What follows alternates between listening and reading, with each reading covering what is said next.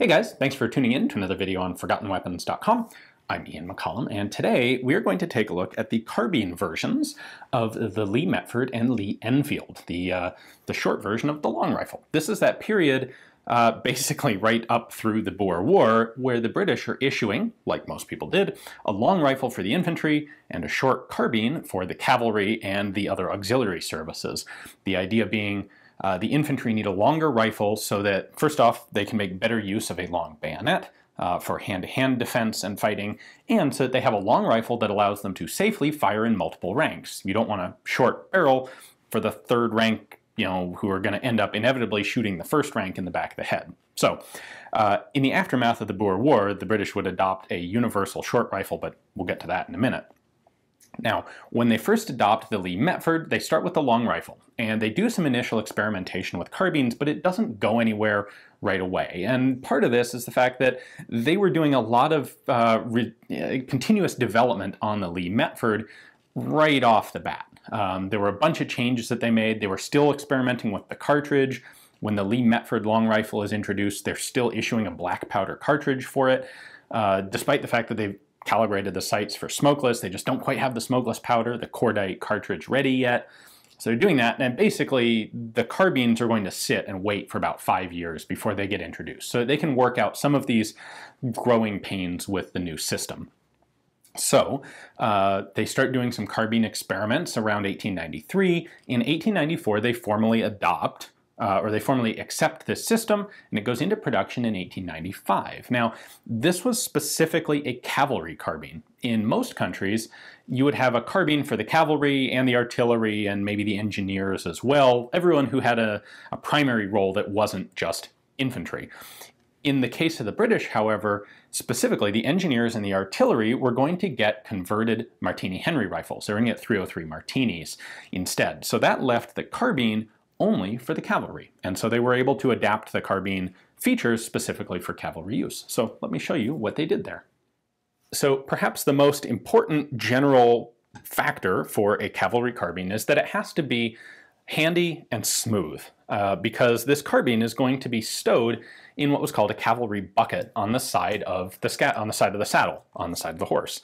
And a trooper had to be able to draw the carbine quickly and smoothly and without it snagging on anything, and he had to be able to dump the gun back into that scabbard easily, again, without it snagging on anything. So that leads to a form factor, typically something like this, on cavalry carbines, and obviously in this case as well, where we have a stock coming all the way out to the nose and a big solid nose cap. We have built-in sight protector ears on the rear sight, and you'll notice these are nicely rounded so that this won't catch on the edge, or is less likely to catch on the edge of a cavalry scabbard. Now these do have a cleaning rod in them, or a clearing rod for knocking out a stuck case, just as the early Metford rifles did. This is threaded in place, so we can unscrew it, and then the rod comes out. It's a short little rod. You can, however, thread multiple rods together, so you and your buddies can team up and have a full-length cleaning rod. One of the notable features of the early Lee rifles in British service was the use of long-range volley sights. Those were not put on the cavalry carbines. They did consider it at first, but someone convinced them that they were going to add some unnecessary weight and bulk and snagging hazards. And frankly, it's unlikely that the infantry are going to do a whole lot of 3,000-yard volley fire. It's very unlikely the cavalry will be doing that either. So instead, we just have a standard Leaf sight here. This is calibrated out to 2,000 yards, and these were originally calibrated for cordite smokeless ammunition, because by the time these were in service, the black powder ammunition was gone, and they had fully and properly developed the cordite ammunition. Now, if we take a look at the action, we have the same basic system as the Lee Metford rifles. The bolt handle is swept forward a bit, and the handle itself, the knob here at the end, is flattened on the top to make it a little bit more slick-sided. We still have a dust cover over the whole action. There is no charger or stripper clip guide, because we're still predating the development of those, or the adoption of those for the Lee system. We do have a magazine cutoff here, so just like the infantry, you can use this to effect proper, well-disciplined volley fire, single loading. You can keep the magazine loaded and in reserve for an emergency. Now, this magazine is a bit shorter than a standard rifle magazine. These only hold 6 rounds, and that was, again, done to keep the gun handy and basically to have smooth lines to it. We do have a little link here that connects the magazine to the rifle so that you can't lose it. And that link kind of slides up into the trigger guard here when you lock the magazine in place. Now, when the carbines were developed, the contemporary Lee Metford rifles did not have any sort of manual safety. They were originally developed with one here on the side, but that was removed and was not in service in 1894, 1895 when these carbines were developed and went into production. However, the cavalry were much more concerned about having a manual safety on their guns than the infantry. They wanted something, and so this was developed as a low-profile, effective, very convenient safety for the cavalry carbines. So you have a lever on the striker itself. The up is the safe position, and when that snaps down, then the action can fire. This would go on to be adopted into the next pattern of Lee Metford rifles, or Lee Enfield, early Lee Enfield rifles. So the safety, the bolt safety here, was developed for the carbines and would then be applied afterwards to rifles. We have a really cool feature here. As originally developed, these carbines were issued with basically a single point bandolier style sling, not so much for carrying the rifle, but for ensuring that a cavalryman didn't drop his rifle and lose it. This is the equivalent, really, of a lanyard on a pistol. You'd wear a big sash that had a big snap hook on it, and you could snap that hook into this D-ring on the side of the rifle. Now, there were 2 sling attachments that were put on these in the first place. One was the D-ring here on the left. The other was this. Ignore this little guy, sorry about that. The other was this sling bar on the right side of the stock, and they were both used with the same sling. However, in 1896, a change order came down that this was no longer considered useful or necessary or got in the way too much, and so these were ordered to be removed. And it's really quite rare to find original Metford carbines that still have this D-ring. So here's a second example, and this is what's much more common to encounter. There was originally a pin in here that held the D-ring in place, and the order was cut the thing off. These were supposed to be lacquered over to protect the finish, but cut it off, grind it flat, and then lacquer it up. And so this is the remnants of a D-ring that was removed in 1896. You'll notice we have Enfield and a production date. This one is 1895, and a Mark I gun there. You'll notice that normally that would be marked kind of in the middle on a regular Lee rifle. They moved that up because the D-ring got in the way of the original marking position. Now, that's not the only thing that changed in 1896. They also decided to add this leather sight protector to all of the guns. You might notice that this looks a little bit like totally full of sharp edges and square corners and that sort of thing for something for a gun that's supposed to be easy to drop into a scabbard. And that is true. In addition to catching on things, it was also prone to damage, dirt, that sort of thing. And so it made sense to add this, just a simple contoured leather cover.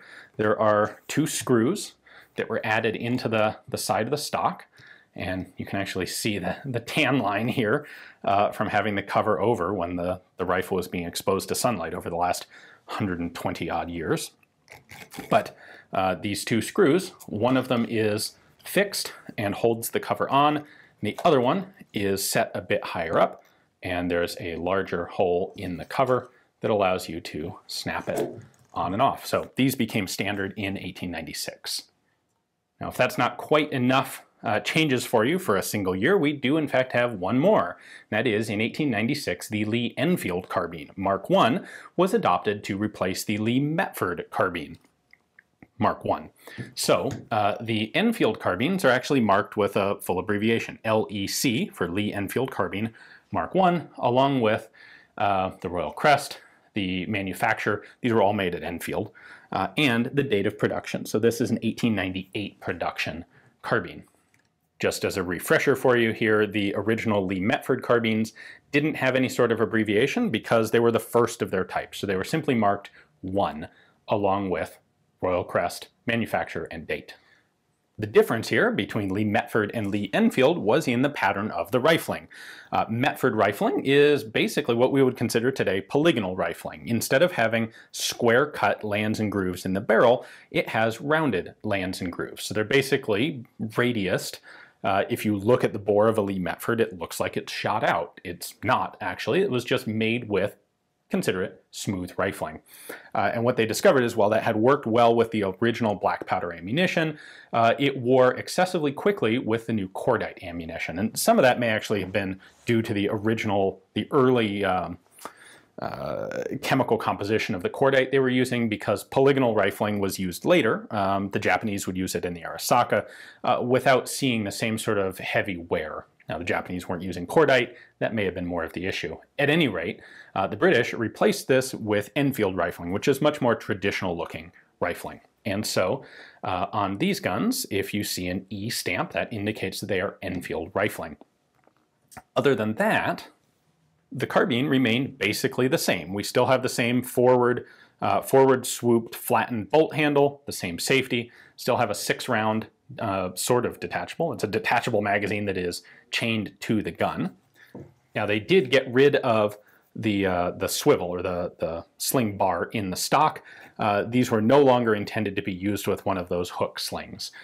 There were some patterns of basically sling that wrapped around the wrist of the gun as well as the front handguard, but the original hook single point slings were no longer being used.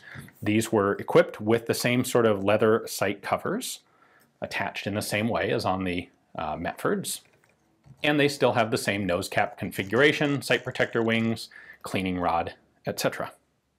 We have one last pattern of Lee Enfield carbine to look at here, and that is the Mark I Star. And this was introduced in 1899, and it brings really only one substantial change, and that was removal of the cleaning rod. They were removing the cleaning rods from the Lee Enfield rifles at the same time. They found that they tended to rattle, they could fall out. They replaced the cleaning system with one of a pull-through instead of this cleaning rod. So in addition to getting rid of them on the rifles, they got rid of them on the carbines. So there is a new nose cap that no longer has a provision for a cleaning rod in it, and you can definitely see how this would in fact be a more convenient nose cap to deal with on the rifle, on the carbine, than one like this if you're trying to dump the thing quickly into a scabbard.